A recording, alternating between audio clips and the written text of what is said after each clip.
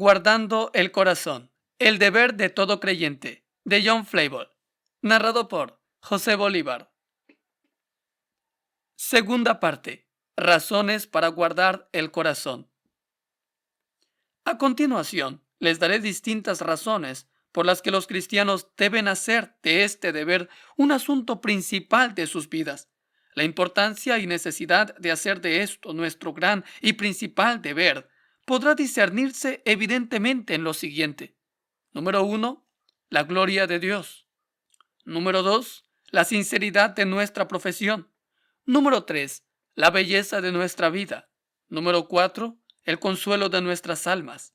Número 5. El progreso de nuestras gracias. Número 6. Nuestra estabilidad en la hora de la tentación. Todas están envueltas y dependen de nuestra sinceridad y cuidado en el manejo de este deber. Número 1. La gloria de Dios está muy implicada.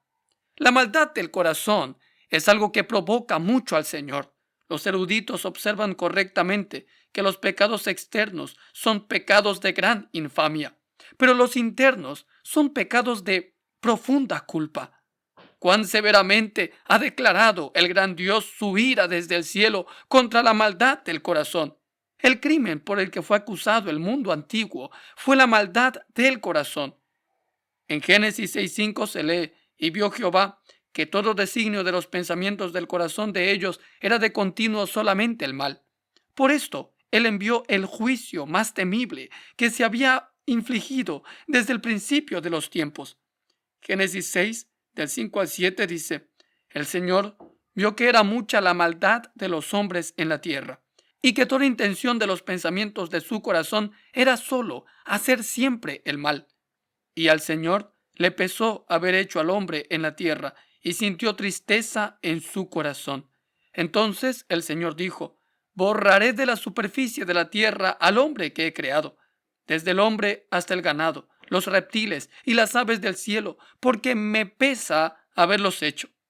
No encontramos que fuesen sus asesinatos, adulterios o blasfemias lo que se alegó contra ellos, aunque estaban contaminados por estas cosas, sino la maldad del corazón de aquellos hombres. Aquello que hizo que Dios se inclinase a abandonar su heredad particular en las manos del enemigo fue la maldad de sus corazones. En Jeremías capítulo 4, versículo 14 dice: lava tu corazón de maldad, oh Jerusalén, para que seas salva. ¿Hasta cuándo permitirás en medio de ti los pensamientos de iniquidad? Dios tomó nota particular de la maldad y vanidad de sus pensamientos, y a causa de esto, los caldeos vendrían sobre ellos. Jeremías 4:7 dice: el león sube de la espesura y ha salido de su lugar para poner tu tierra en desolación. Por el pecado de sus pensamientos es que Dios echó del cielo a los ángeles caídos y los guarda con prisiones eternas para el juicio del gran día. Judas 1:6. Mediante esta expresión se implica claramente algún tipo de juicio extraordinario para el que están preservados, ya que los prisioneros que tienen más cadenas sobre ellos son probablemente los malhechores más grandes. ¿Y cuál fue su pecado? La maldad espiritual, puesto que éstos, al no tener partes corporales, no podrían actuar externamente contra Dios. Muchas de las maldades del corazón molestan tanto a Dios que Él rechaza con indignación las obras que algunos hombres realizan. Isaías 66:3 dice: el que mata un buey es como el que mata a un hombre, el que sacrifica un cordero como el que desnuca un perro, el que presenta ofrenda de cereal como el que ofrece sangre de cerdo, el que quema incienso como el que bendice a un ídolo. Como ellos han escogido sus propios caminos y su alma se deleita en sus abominaciones. ¿En qué palabras podría expresarse más el aborrecimiento de un Dios santo por las acciones de una criatura? El asesinato y la idolatría no son peores que sus sacrificios, a pesar de que externamente los ofrecen como Él dispuso. ¿Y qué es lo que hizo que sus sacrificios fuesen tan viles? Las palabras siguientes nos informan sobre esto. Su alma amó sus abominaciones. Isaías capítulo 66, versículo 3. Para concluir, está la maldad de los pecados del corazón, que las Escrituras a veces apuntan a la dificultad para perdonarlos. El corazón de Simón el mago no era recto. Hechos 8:21. Tenía pensamientos ignobles sobre Dios y de las cosas de Dios. El apóstol le ordenó y le dijo: arrepiéntete pues de esta tu maldad y ruega a Dios si quizás te sea perdonado el pensamiento de tu corazón. Oh, entonces las maldades del corazón nunca son poca cosa. Debido a ellas, Dios es ofendido y provocado. Es por esta razón que cada cristiano ha de guardar su corazón con toda diligencia. Número 2. La sinceridad de nuestra profesión de fe depende mucho del cuidado que tengamos guardando el corazón. Una persona que no tiene cuidado de la disposición de su corazón es bastante probable que sea un hipócrita en su profesión cristiana, sin importar lo eminente que sea en el exterior. Tenemos un ejemplo impactante de esto en la historia de Jehú. En 2 de Reyes 10:31 se dice: mas Jehú no cuidó de andar en la ley de Jehová, Dios de Israel, con todo su corazón. El contexto nos informa del gran servicio realizado por Jehú contra la casa de Acab y Baal, y también la gran recompensa temporal dada por Dios por ese servicio, que alcanzó sus descendientes hasta la cuarta generación, sentándose estos en el trono de Israel. Sin embargo, en estas palabras Jehú es censurado como un hipócrita. Aunque Dios aprobó y recompensó la obra, aborreció y rechazó a la persona que lo hizo por ser hipócrita. ¿Dónde vemos la hipocresía de Jehú? En que no se preocupó de andar en los caminos del Señor con su corazón. Es decir, todo lo hizo de manera poco sincera y por motivos egoístas. Y aunque la obra que hizo fue perceptiblemente buena, al no purgar su corazón de esas inclinaciones egoístas mientras las realizaba, se convirtió en un hipócrita. Y aunque Simón parecía una persona a la que el apóstol normalmente no podría rechazar, su hipocresía fue descubierta rápidamente. A pesar de mostrar piedad y apegarse a los discípulos, mortificar los pecados del corazón era algo extraño para él. En Hechos 8:21 se dice: tu corazón no es recto delante de Dios. Es cierto que hay una gran diferencia entre los cristianos en cuanto a su diligencia y destreza en lo que respecta al cuidado del corazón. Algunos son más diestros y fructíferos que otros en esto, pero el que no presta atención a su corazón y no tiene cuidado de ponerlo bien ante Dios, no es otra cosa que un hipócrita. Ezequiel 33:31 dice: y vienen a ti como viene el pueblo, y se sientan delante de ti como pueblo mío. Oyen tus palabras y no las cumplen, sino que siguen los deseos sensuales expresados por su boca, y sus corazones andan tras sus ganancias. He aquí una compañía de hipócritas formales, como se evidencia de la expresión como pueblo mío, como si fueran, pero no lo son. ¿Y qué los hizo ser así? Su exterior estaba bien. Había posturas reverentes, palabras elevadas, aparente deleite en los mandamientos. Tú eres a ellos como cantor de amores, dice Ezequiel 33:32. Pero debido a que no guardaban sus corazones con Dios en esos deberes, sus corazones eran dominados por sus propios deseos. Andaban en pos de su avaricia. Si hubiesen guardado sus corazones con Dios, todo habría ido bien. Pero, al no importarles en qué dirección iba su corazón cuando estaban cumpliendo con sus deberes, en esto se manifestó la esencia de su hipocresía. Ahora, si algún alma recta deduce al leer esto lo siguiente: soy un hipócrita, también, porque muchas veces mi corazón se aparta de Dios en mis deberes. Hago lo que puedo, pero no soy capaz de mantener mi corazón cerca de Dios. A esto respondo que la mismísima objeción conlleva en sí misma su propia solución. Si dices: hago lo que puedo, pero aún así no puedo mantener mi corazón con Dios. Alma, si verdaderamente haces lo que puedes, tienes la bendición de alguien recto, a pesar de que Dios considera adecuado ejercitarte mediante la aflicción de un corazón perturbado. En los pensamientos e imaginaciones de las mejores personas sigue existiendo algo de descontrol para mantenerlas humildes. Pero si se preocupan de evitarlo, y de ejercer oposición cuando estos pensamientos aparecen y se lamentan después de lo que hacen, ya es suficiente para decir que en ellos no reina la hipocresía. Esta preocupación se distingue, en parte, en colocar la palabra en el corazón para evitar estos pensamientos. En el Salmo 119:11 dice: En mi corazón he guardado tus dichos para no pecar contra ti. También en los esfuerzos por hacer que el corazón se acerque a Dios. Jeremías 30:21. Y en pedir la gracia de Dios para guardarlo, al comenzar en los deberes. Salmo 119:36 al 37. Es un buen síntoma donde esta precaución precede al deber. Y es evidencia de rectitud oponerse a estos pecados tan pronto se levantan. En el Salmo 119:113, el salmista dice: Aborrezco a los hipócritas, pero amo tu ley.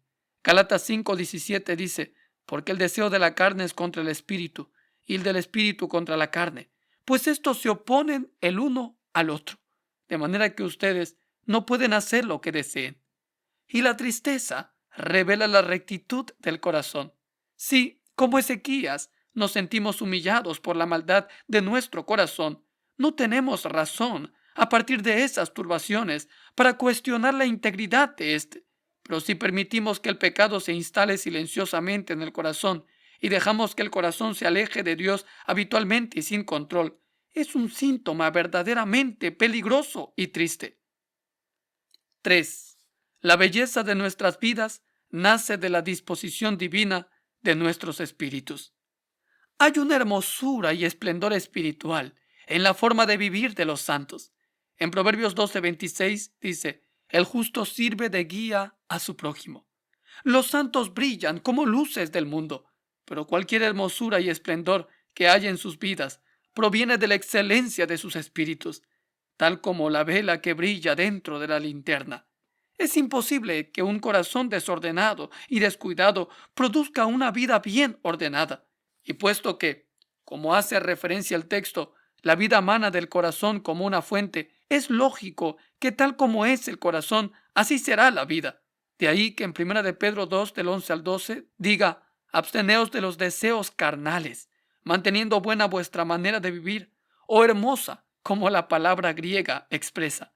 Del mismo modo, Isaías 55:7 dice: abandone el impío su camino, y el hombre malvado sus pensamientos, y vuélvase al Señor, que tendrá de él compasión, al Dios nuestro, que será amplio en perdonar. Su camino indica el rumbo de su vida y sus pensamientos, muestra la disposición de su corazón. Y como el rumbo de su vida fluye de sus pensamientos o disposición del corazón, debe abandonar ambos o ninguno será abandonado. El corazón es la fuente de todos los actos, y estos actos están virtual y radicalmente contenidos en nuestros pensamientos. Estos pensamientos, una vez se convierten en afectos, se tornan rápidamente en acciones y prácticas. Si el corazón es malo, entonces, como dice Cristo, del corazón salen los malos pensamientos, los homicidios, los adulterios. Mateo 15:19. Notemos el orden. Primero son los pensamientos perversos y llenos de rencor, y luego son las prácticas corrompidas o homicidios. Y si el corazón es santo y espiritual, entonces sucede como con el de David: mi corazón está componiendo un bello tema. Recito de las cosas que he hecho. Mi lengua es como pluma de hábil escritor, dice el salmista en el capítulo 45, versículo 1. Este es el ejemplo de una vida hermoseada con buenas obras, algunas ya hechas. Recitaré de las cosas que he hecho y otras por hacer. Mi corazón está componiendo, pero ambas preceden de una disposición divina de su corazón. Dispongamos el corazón correctamente y la vida con rapidez lo mostrará. Por los actos y conversación de los cristianos, no es difícil discernir en qué disposición se encuentran sus espíritus. Tomemos a un cristiano en buena disposición y veremos lo serias, celestiales y aprovechables que serán su conversación y sus obras de fe.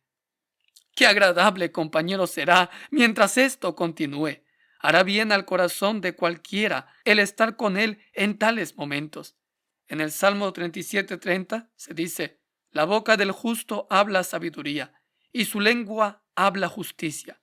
La ley de Dios está en su corazón.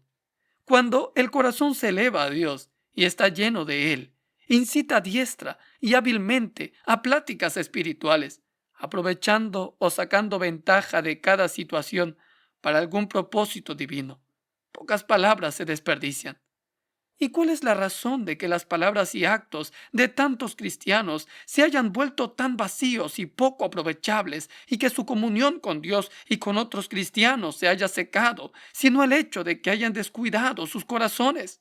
No hay duda de que esta es la razón de ello, y es un mal por el que hay que lamentarse grandemente. La comunión cristiana se vuelve algo trivial al carecer de esta. Por tanto, la belleza que comúnmente resplandecía de la conversación de los creyentes hacia los rostros y las conciencias del mundo, que, si no los atraía y los enamoraba del camino de Dios, al menos dejaba un testimonio en sus conciencias de la excelencia de estos hombres y su caminar, se pierde en gran medida para el inexpresable detrimento de la fe. Hubo un tiempo en el que los cristianos se comportaban de tal manera que el mundo se detenía a mirarlos. Como lo expresa la palabra, se sorprenden en 1 de Pedro 4:4. Sus vidas, sus lenguajes estaban hechos de una fibra diferente a la de los demás. Sus lenguas revelaban que eran galileos en cualquier lugar al que fuesen. Pero ahora, a causa de tantas especulaciones vanas y controversias infructuosas que han surgido, y debido a que el deber del corazón y la piedad práctica se ha descuidado entre los que dicen ser creyentes, la situación tristemente ha cambiado. Su manera de hablar se ha vuelto como la de otros hombres, y si viniesen entre ustedes ahora, ellos podrían oír a cada uno hablar en su propia lengua. Y tengo pocas esperanzas de ver que este mal sea corregido y que el prestigio del cristianismo sea reparado hasta que los cristianos hagan sus primeras obras y se ocupen de nuevo al deber del corazón. Cuando la sal de la mentalidad celestial sea echada en la fuente, las corrientes serán más limpias y más dulces. 4. El consuelo de nuestras almas depende mucho de guardar nuestros corazones. El que es negligente al atender su propio corazón normalmente es un gran extraño a su seguridad y a los consuelos que proceden de ella. De hecho, si la doctrina antinomianista fuera cierta, que nos enseña a rechazar todas las marcas y signos para valorar nuestro estado, diciéndonos que es el Espíritu el que inmediatamente nos da seguridad, dando testimonio de nuestra adopción directamente sin esas marcas, entonces podemos descuidar nuestros corazones. Podríamos ser extraños para con nuestros corazones sin ser extraños para con nuestro consuelo. Pero como las Escrituras y la experiencia nos refutan esto, espero que nunca busquemos consuelo de maneras no bíblicas. No niego que es la obra y oficio del Espíritu el darnos seguridad. Sin embargo, puedo afirmar con confianza que para que alcancen seguridad de la forma ordinaria en que Dios la dispensa, deben ocuparse de sus corazones con empeño. Pueden esperar sus consuelos bajo términos más fáciles, pero no podrán disfrutarlos bajo algún otro término que no sean estos. Poned toda diligencia. Segunda de Pedro 1:5. Probaos a vosotros mismos. Segunda de Corintios 13:5. Este es el método de las Escrituras. El señor Roberts, en su trabajo sobre el pacto, nos cuenta que conoció a un cristiano que, cuando era un niño espiritual, gemía con tanta vehemencia buscando la seguridad infalible del amor de Dios que durante mucho tiempo deseó fervientemente oír una voz del cielo. A veces, caminando en los campos a solas, deseaba con ansias alguna voz milagrosa de los árboles y las piedras. Esto le fue negado después de muchos deseos y anhelos, pero a su tiempo algo mejor le fue concedido en la manera ordinaria de escudriñar la palabra y su propio corazón. El erudito Gerson nos da otro ejemplo similar de alguien que estaba siendo llevado por la tentación a los límites de la desesperación. Finalmente, al conseguir estar dulcemente establecido y asegurado, alguien le preguntó cómo lo había conseguido, y él respondió: no fue por una revelación extraordinaria, sino sujetando mi entendimiento a las Escrituras y comparando mi corazón con ellas. El Espíritu nos asegura desde luego, testificando de nuestra adopción y testifica de dos maneras: objetivamente, es decir, produciendo aquellas gracias en nuestra alma que son las condiciones de la promesa. De esta forma, el Espíritu y sus gracias en nosotros son todas una. El Espíritu de Dios habitando en nosotros es una marca de nuestra adopción. Ahora bien, el Espíritu no puede ser discernido en su esencia, sino en sus operaciones, y discernirlas es discernir el Espíritu. Y no puede imaginar cómo discernirlas sin una búsqueda y vigilancia diligente en el corazón. La otra forma en que el Espíritu da testimonio es de manera efectiva. Esto quiere decir, irradiando el alma con una gracia que descubre la luz, resplandeciendo sobre su propia obra, y esto, en el orden natural de las cosas, sigue a la obra anterior. Primero infunde la gracia y luego abre los ojos del alma para que la vea. Ahora bien, debido a que el corazón es el sujeto de esa gracia, aún en esta manera del Espíritu de dar testimonio, también incluye la necesidad de guardar con cuidado nuestros corazones, puesto que un corazón descuidado está tan confuso y oscurecido que la poca gracia que hay en él normalmente no puede discernirse. Los cristianos más disciplinados y laboriosos a veces encuentran difícil descubrir la obra pura y genuina del Espíritu en sus corazones. ¿Cómo podrá entonces el cristiano que es negligente en trabajar su corazón ser capaz de descubrir la gracia? La sinceridad, que es lo que busca, yace en el corazón como una pequeña pieza de oro en el fondo de un río. El que la quiera encontrar ha de quedarse hasta que el agua se aclare, y entonces la verá resplandecer en el fondo. Para que el corazón esté claro y estable, cuánto esfuerzo, vigilancia, cuidado y diligencia se requieren. Dios normalmente no da a las almas negligentes y perezosas el consuelo de la seguridad. Él no parece avalar la pereza y el descuido. Él da seguridad, pero según su propia manera. Su mandato ha unido nuestra diligencia y nuestro consuelo. Se equivocan los que piensan que el precioso Hijo de la seguridad puede darse a luz sin dolores de parto. ¿Cuántas horas solitarias ha pasado el pueblo de Dios examinando su corazón? ¿Cuántas veces han mirado la palabra y luego sus corazones? En ocasiones pensaron haber descuidado sinceridad y estaban incluso listos para extraer la conclusión triunfante de su seguridad. Pero luego aparece una duda que no pueden resolver y la destruye por completo. Muchas esperanzas, temores, dudas y razonamientos han tenido en sus interiores antes de llegar a un cómodo reposo. Para concluir, supongamos que es posible que un cristiano descuidado pueda alcanzar seguridad. Aún así, sería imposible para él retenerla por mucho tiempo, porque hay una posibilidad entre mil de que alguien cuyo corazón está lleno del gozo de la seguridad retenga mucho tiempo ese gozo, a menos que se emplee un cuidado extraordinario. Un poco de orgullo, vanidad o descuido destruirá en pedazos todo por lo que ha pasado tanto tiempo trabajando en tan cansada labor. Entonces, debido a que el gozo de nuestra vida y el consuelo de nuestra alma se elevan o caen dependiendo de nuestra diligencia en esta labor, guardemos el corazón con toda diligencia. 5. El progreso de nuestras gracias depende de guardar nuestros corazones. Nunca he sabido de una gracia que crezca en un alma descuidada y negligente. Los hábitos y las raíces de la gracia están plantadas en el corazón, y cuanto más profundamente plantadas están, más floreciente es la gracia. En Efesios 3:17 leemos sobre estar arraigados en la gracia. La gracia en el corazón es la raíz de cada palabra llena de gracia en la boca y de toda obra santa de las manos. Salmo 116:10, 2 de Corintios 4:13. En Efesios 3:16 al 17 dice: le ruego que Él les conceda a ustedes conforme a las riquezas de su gloria, el ser fortalecidos con poder por su espíritu en el hombre interior, de manera que Cristo habite por la fe en sus corazones. También ruego que, arraigados y cimentados en amor. Es verdad, Cristo es la raíz de un cristiano, pero Cristo es la raíz originaria y la gracia es la raíz originada. plantada e influenciada por Cristo. Y según ésta crece bajo la influencia divina, los actos de gracia son más o menos fructíferos o vigorosos. Ahora bien, si el corazón no se guarda con cuidado y diligencia, estas influencias fructíferas se detienen y son cortadas. Multitud de vanidades caen sobre ellas y devoran su fuerza. El corazón es, por así decirlo, el recinto en el que multitud de pensamientos se alimentan cada día. Un corazón en gracia guarda diligentemente y alimenta muchos pensamientos acerca de Dios en un día.